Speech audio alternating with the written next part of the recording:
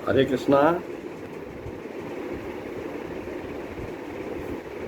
हमारे YouTube channel Gopal Madhav Das में आप सभी देवियों एवं सज्जनों का स्वागत है। देवियों एवं सज्जनों, आज के वीडियो में हम आपको भगवान श्री कृष्ण की रानियों और उनके परिवार के बारे में कुछ बताना चाहते हैं। शायद आप लोगों को मालूम हो, और यदि नहीं मालूम है मैं कोशिश करूंगा कि आपको भगवान कृष्ण के परिवार के बारे में, भगवान वासुदेव के परिवार के बारे में आपको जानकारी प्रस्तुत करूं। आप जानते हैं कि भगवान श्री कृष्ण की कुल 16,108 रानियां थीं। इन 16,108 रानियों में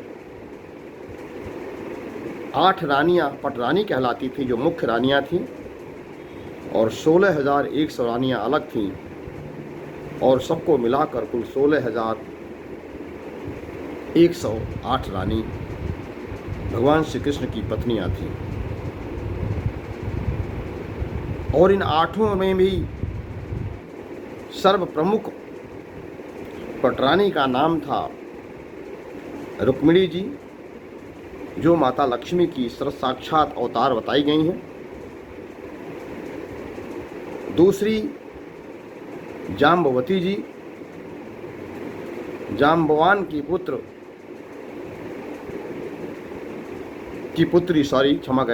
पुत्री जाम्बवती। और तीसरी सत्यभामा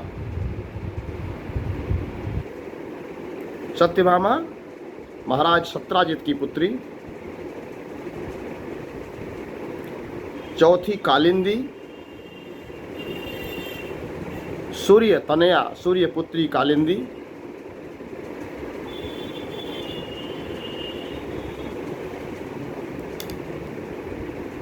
यानी रुक्मिणी जी, सत्यभामा जी, जाम्बवती जी और कालिंदी जी। 5वां जो नाम आता है पटरानी के रूप में, वो मृत वृंदा का नाम आता है। मित्र वृंदा। छठी पटरानी सत्या, 7वीं भद्रा और 8वीं लक्ष्मणा। इस प्रकार से कुल 8 पटरानियां भगवान श्री कृष्ण की हुई हैं।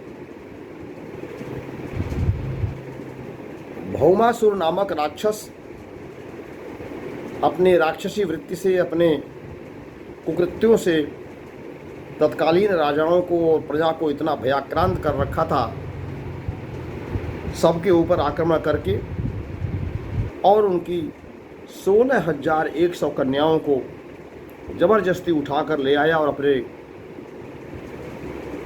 महल में कैद कर लिया, और उनको अपनी रानी बनाने के लिए, अपनी पत्नी बनाने के लिए उन पर नाना प्रकार के अत्याचार करने लगा, जिससे विवश होकर उन 16,100 कन्याओं ने एक साथ मिलकर समवेत स्वर में भगवान श्री कृष्ण की आर्त स्वर में पुकार की और प्रार्थना किया कि हे प्रभु, हमारी इस भौमासुर नामक दैत्य से रक्षा करें, हमारे सतीत्व की रक्षा करें, हमारे प्राणों की रक्षा करें, जिससे भगवान वासुदेव प्रसन्न होकर उनके आर्त भाव से पुकारे गए, मांगी गई सहायता के आधार पर भगवान श्री कृष्ण ने भौमासुर का वध कर दिया और इन 16,100 कन्याओं को मुक्त कर दिया। इन कन्याओं को मुक्त करने के पश्चात भगवान ने कहा कि आप अपने अपने घर, अपने अपने माता पिता के पास जाने के लिए अब स्वतंत्र हैं और आप जा सकती हैं। जब भगवान ने इस प्रकार से उन राजकन्याओं से कहा, तो सारी देवकन्याएं, सारी राजकन्याएं एक साथ भगवान से आर्त स्वर में पुनः प्रार्थना किया कि हे प्रभु, आप जानते हैं कि हम भौमासुर राक्षस के द्वारा जबरदस्ती अपने अपने घरों से खींच करके बलपूर्वक लाई गई और इसके राजमहल में रखी गई। एक दिन 2 दिन नहीं, कई कई महीने से हम लोग यहाँ के यहाँ पड़े हैं। अगर कोई स्त्री, कोई लड़की, कोई कन्या पराई घर में हरण करके ले जाती है तो कितनी ही पवित्र क्यों न हो, समाज में उसे लोग मुक्त होने के पश्चात स्वीकार नहीं करते और उसकी पवित्रता पर, उसके सतीत्व पर विभिन्न प्रकार के लांछन लगाते हैं, जैसा कि माता सीता जी के ऊपर लगाया गया। इसलिए हम सभी 16,100 समवेत कन्याओं ने यह निर्णय किया है कि हम अपने अपने घरों को नहीं जाएंगे और हम सभी लोग आत्महत्या कर लेंगे, हम सभी लोग आत्मदाह कर लेंगे।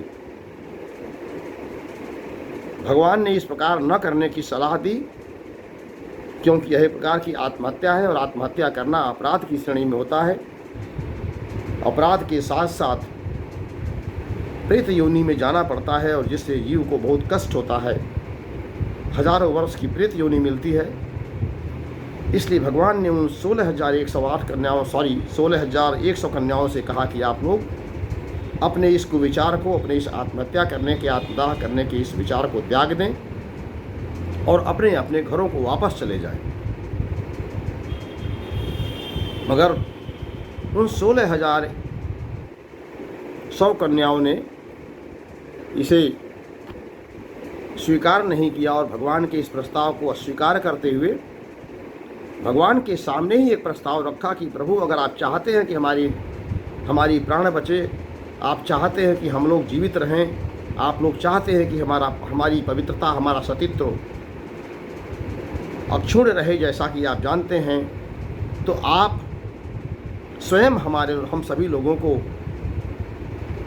अपनी पत्नी के रूप में स्वीकार करें, हमारे साथ विवाह कर लें और हम आपके साथ चलने को तैयार हैं। भगवान ने करुणा करके, क्योंकि वो करुणा निधान है,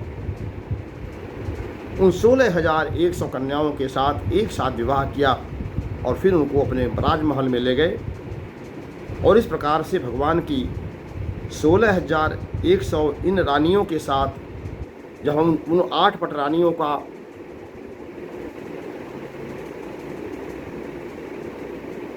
मिलान कर लेते हैं, जोड़ देते हैं, तो कुल 16,108 रानियां भगवान की होती हैं। इन 16,108 रानियों को भगवान ने अपने 16,108 राजमहलों में अलग अलग रखा और भगवान स्वयं 16,108 इन रानियों के साथ 16,108 महलों में एक साथ अलग अलग महलों में भगवान अलग अलग अपनी रानियों के साथ निवास करने लगे। यह केवल भगवान के लिए संभव है, सामान्य मनुष्य इसकी कल्पना भी नहीं कर सकता कि 16,108 रानियों के साथ 16,108 महलों में एक साथ सभी के साथ निवास करना और सभी को अपने पति धर्म का पूर्ण अनुशासन के साथ पालन करना, यह केवल भगवान के लिए संभव है, मनुष्य के लिए संभव नहीं है। आपको यह भी पता होना चाहिए कि भगवान की 16,108 रानियों में प्रत्येक रानी से 10-10 पुत्र और एक पुत्री, अर्थात एक रानी से कुल 11 संतानें हुईं और इन 11 संतानों को एक रानी से, तो 16,108 रानियों से जब हम 11 संतानों की अगर हम गुणा करें तो कुल 1,77,188 1,77,188 भगवान श्री कृष्ण की कुल संतानें थीं और 16,108 रानियों को अगर हम जोड़ देंगे इसमें, भगवान श्री कृष्ण को भी अगर हम एक ही अंक यानी एक भगवान को यानी 16,109 अंक और जोड़ देंगे इसमें, तो 1,77,188 प्लस 16,109 का कुल परिवार भगवान श्री कृष्ण का था। बाद में इनकी शादी हुई, इन बच्चों की शादी हुई, इनका परिवार बढ़ा, और इस प्रकार से आपको जानकर यह आश्चर्य होगा कि भगवान श्री कृष्ण का कुल परिवार 56 करोड़ का था। यानी एक परिवार 56 करोड़ का, एक एक रानियों से 11 10 पुत्र और एक पुत्रियां, 11 संतानें। तो आज के युग में अगर हम अपने हिंदू भाइयों और बहनों से, अपने हिंदू माताओं बहनों से यह आग्रह करें कि आप भी अपनी सनातन संस्कृति को बचाए रखने के लिए भगवान श्री कृष्ण की इस शिक्षा को ग्रहण करिए, और आज के वर्तमान परिवेश में, वर्तमान परिस्थितियों के अनुकूल यद्यपि 16,108 रानियां रखना और 11 बच्चे एक साथ एक एक पत्नी से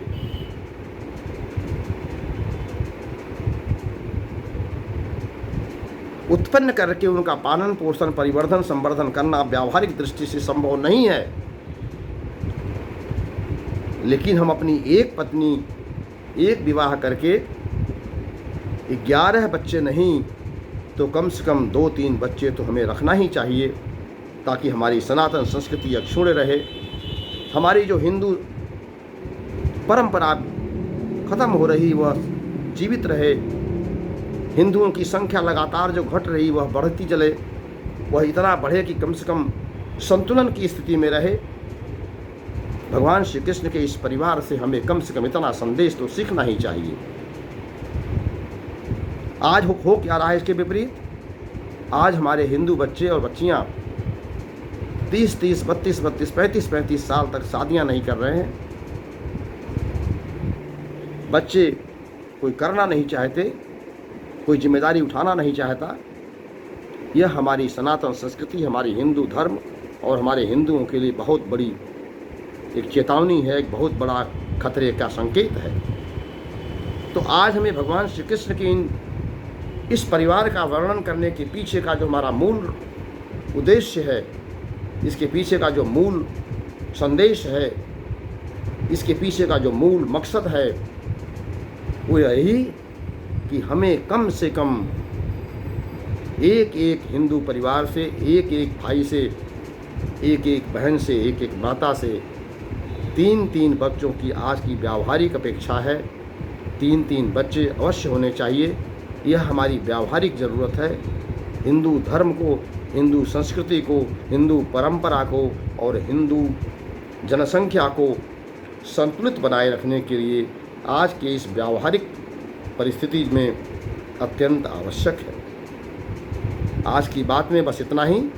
यदि हमारा यह वीडियो अच्छा लगा हो तो हमारे YouTube चैनल गोपाल माधव दास को सब्सक्राइब करें, ताकि आपको जैसे ही मेरा वीडियो अपलोड होता है आपको प्राप्त हो।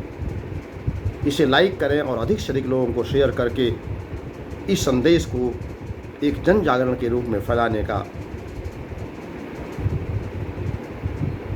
कार्य करें। हरे कृष्णा हरे कृष्णा हरे कृष्णा।